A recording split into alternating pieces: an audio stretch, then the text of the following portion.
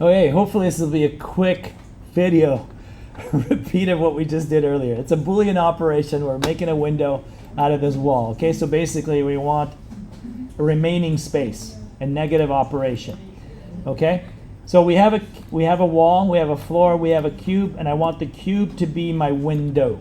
Instead of making this wall in 4 pieces, I want it in 1 piece. Okay, you with me? Thank you. All right. So what you want to do is I'm going to show you a new area, and it's the wrench. The wrench is a modifier where we can add various operations. So this operation is called Boolean. Just like Pathfinder Divide in Illustrator, it's kind of similar, but this is in a 3D space, okay? So what you want to do is always select the main object that you want to keep. Okay, so I want to keep my wall, so I select my wall. I'm going to go to modifier, I'm going to go to bevel, no, not bevel, Boolean, like Balian right here, Boolean.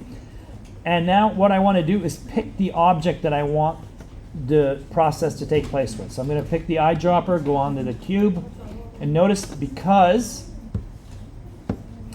I have my edges on, you can see what this operation has done.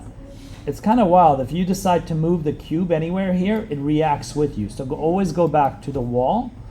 And then once you see something you like this, for example, go down here next to the drop down. Notice I kept it a difference, not union intersect. We talked about this already.